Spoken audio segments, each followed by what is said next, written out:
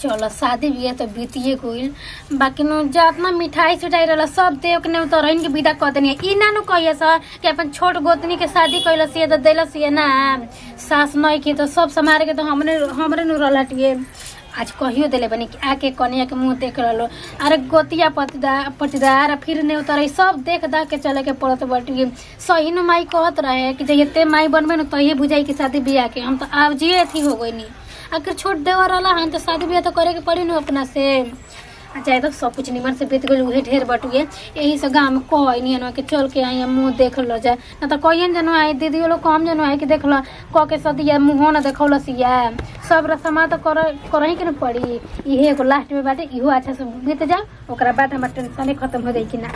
कुछ भी कहो कितना बढ़िया देवरानी हमरा मिलल बिया एकदम गाय के तरह सीधा व बिया जे उन्हें कहला पे ते उन्हें करत बिया। एको बार हे भगवान हम तो ये चाहता नहीं न कि ऐसा ही हमने में प्यार दुलार बना रहो। गाँव जवार चाहेला कहूँ कि कोई के घर आगे बढ़ो चलो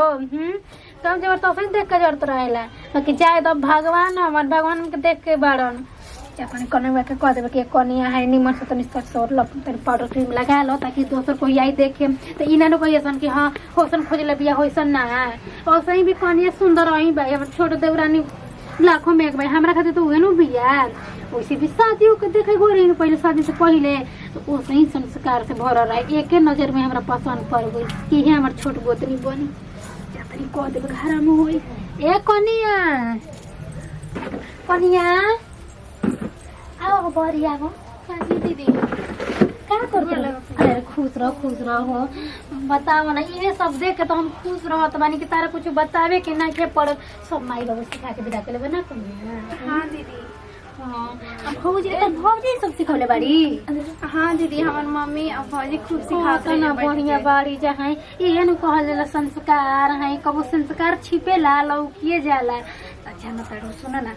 कन्या नु चाची जी बोले दीदी लोग के कह दिले बनी आके देखे खातिर पाउडर अच्छा से मार लो ठीक बाटे ना। ठीक बाटे ऐसे तो लाखों में एक बार हो है इतना सुंदर भगवान जैसा सोचले रही वैसा ने देवरानी हमरा के देलन लेकिन फिर भी नु अपन निमन से हो जाए ठीक है। ठीक बा हाँ अरे पूछो पूछिए जानो तो बता दिह हमरा दूसरा के तरह नहीं कि छिपा के रखे के बाटे कोनो चीज है ना पढ़ल लिखल बारू है कोनो एथी अनपढ़ गवार बारू हमरा सोचे उचे के बटुए जे उन्हें पूछिए जा अच्छा से बता दियो ठीक बा। ठीक बा और ये गोड़ लागली बा ठीक बा ठीक बा घर में निमन से नहीं ये थोड़ी पर रहेगा इसे तीनों थोड़ी निमन लागत बटुए। ठीक बा दीदी कोने खोइलू है एक कोने तो घर में सब काम धाम बाटे के तरह पूछ नहीं की का बता कोनो बात ना दी हमरे घर आज मुंह दिखाई हो जाई तो कल चूल्हा चौकी छुआ दे हम ठीक बा दीदी। हां अब ओकरा बाद चोने में ऐसा तो 10 दिन आराम करिए ओकरा बाद कुछ काम धाम करिए ठीक है ना बाद न करे खाती हो एक दिन हम सोचे तनी कि दिन में मुंह दिखाई होई रात के चूल्हा छुआ दे बाजे ना पागल कल छुआ दे हम ओकरा बाद देखो छुआइयो दिन तो काटे चूल्हा चौकी लेकिन खाना तो ना भी नहीं के बनाएगा अभी तो आराम कर शादी के मजा ला तब ना ओकरा बाद है काम धाम कर ले ठीक है क्या क्या करना है जल्दी हो जाए ठीक बन जाता आवते हुई जे दादा जतन हम बर्तन हो तब तक धो लेबे करने में काहे के कम बिना नहर दिया था देखो ना अचार बस कीन के आ रख देला चिमकीलिए में भुला गुल हनी डब्बा में रखबे ना कइलो हनी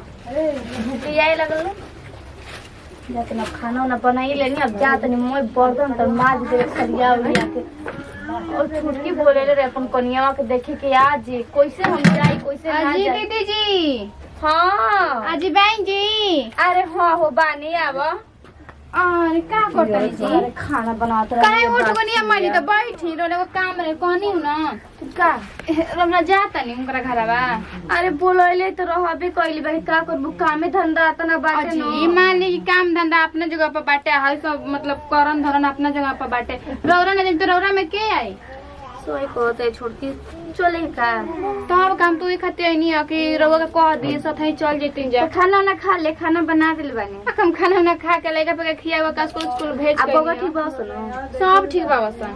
अरे कितना दिन के बाद तो तू आइले सुन ना तो देखो कहे आवे के न तो आइए हमारे घर ही ना तो नु चल जाइए। अरे दीदी जी टाइम में ना नु रहेला जी मान ली कि सुबह में उठा तो खाना पीना हई हाउ लइका फइका फिर दिन भर घर में कामे बाटे आदमी के घूमे के टाइम मिलता। अब देव जी ना पी दरिया नहीं दीदी जी भगवान की कृपा भइल नो के पियल छोड़ देनी अब कभी कभार कौन मरद ना पियला सन जी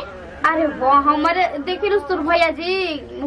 होली जब पर्व मोर रहेला न पी लेवे ने बाकी इहे बाटे न पी के चुपचाप सुत रहे ने हमरा बोले नी ना डांटे नी नहीं दीदी देखते रहे कि यहाँ के पी के रोज एने नली में गली में लोटिया रहत रहनी, लेकिन भगवान जी ऐसा कहला नु कि यहाँ के पियल उल छोड़ देनी। चल चलिए चलिए काले वहाँ साड़ी हमार छोटी के देखल रहली तो दे रहली हम तो 100 रुपया ले ले बनी 100 रुपया दे देम काहे कि हमरे इनके तो पैसा ही देले रहली। तब ना हमरा के एगो साड़ी 200 के देले रहली तो हम 200 के साड़ी दे देम काहे कि तो का नाम तो गिर गइल। आज का करी जी गिरत रहते अदलाइन के बदलाइन बाटे ही एक आदमी को थोड़ा नहीं खे। तब का चल चली चली सतई चलो जी लगल ही आ जाए जी। चलो सब बिछा छती हनी भाई करेंगे तो कोनो टेंशन नहीं थे नु केहू बाजी हां बारू एकनिया आई रे कनी बाप रे बाप बढ़िया हमार गाधा से बिछा के रखले बाड़ू। काहे ना आइल बड़ी कनेवे के से ई तो बिछा देलिया और कोई नहीं का आइल। हां अरे ना जी अब जाई दी तब कनिया सेवा व करत पिया नु देखत नहीं कि दीदी चिकन आगुल बड़ी इतने दिन में दुए तीन में चिकन आ गए त माल बाकी कहत नहीं है ला देख हमरा खातिर में बहुत निमन भी देखम जे संस्कार त अपना बटन आता ना कि हम बता नहीं कैसन दिया कने हुआ हो सब देख ले मुझे पता देख ले चल अरे ओइसने कनिया चाहे भले दहेज ला चाहे नत ला बाकी अच्छा लड़की की चाहिए। दीदी जी उतर रहे तो देखो ने लाल लखा ठीक रहे अब आगे भीतर एक घंटा के अंदर के देख ला लिया क्या हुआ जल्दी लहंगा जानते बाबा से लहंगा के जमाना बस साड़ी पहन के थोड़े नहीं किसन कनिया उतर लहंगा पहने रहे तो मोर गुड़ो हाथ लगे तो दिन नीचे नीचे देखी आदमी देखते मेरी कैसन दिया कैसन ना भी ये बड़ी छेप काटे जैसे मेहरानो में इनको देखनी कैसन। हां बैठा कनिया बैठा खुश रह खुश रह खुश रह खुश रह खुश रह खुश रह नहीं लगो तब कल जी खुश रह जल्दी लड़का हो खो तहार अब जो ये नोसदा दी तब का घर परिवार बड़ ये ने कहल जब का कह सकी ना जा देखाओ कनिया मुहा जल्दी हमनी काम धंधा तो जरिका अब हमार रोपे जाए के बा अपन धाना बा आहा ये हई कनिया तो ठीक है ठीक है जी मुहा में काची बार दागी भरबा हो कनिया अरे उन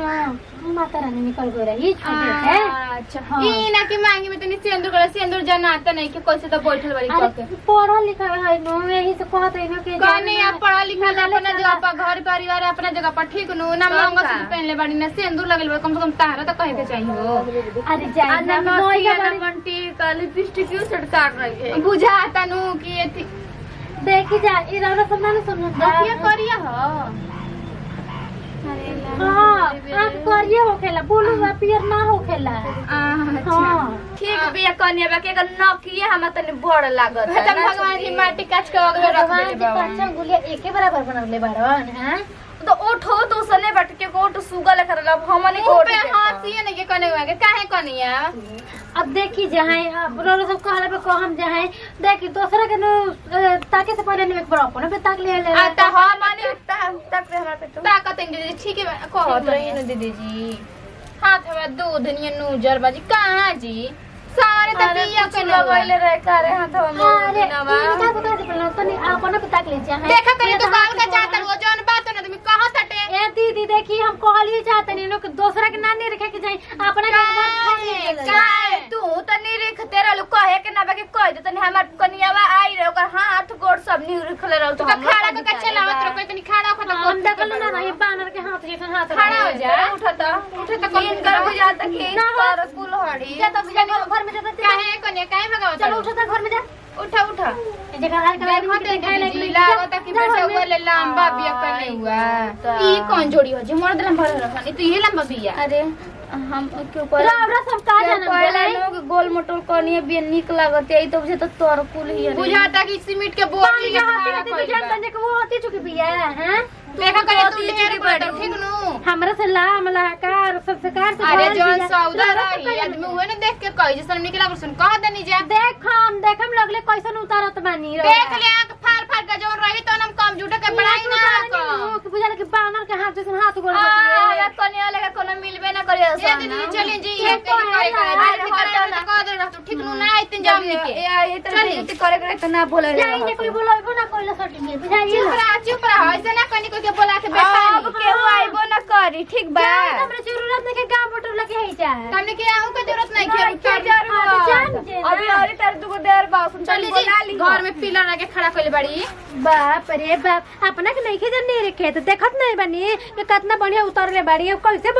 बोलिया है कि हाथ ना बढ़िया बिया बुझा रहनु बानर के हाथ गोड़ जैसन हाथ गोड़ बटुए आ ये इनको के देखे तनी कहिया उतारते तो कितना विश्व सुंदरी उतार ले तड़ी जाए तो हमर कोई सोनो बिया लाखों करोड़ में एक बिया हमरा खातिर ई है बुझाइए लो बताओ झूठ मूठ के कन के हम बोला दनी देखे खातिर अब जाके पूरा गांव में हाला करियो सो जान तो नहीं कि कने कमाया कौन बटुए पूरा गांव के नाच तक पे ठगे सुन कोनो बात पेट के पानी पोछी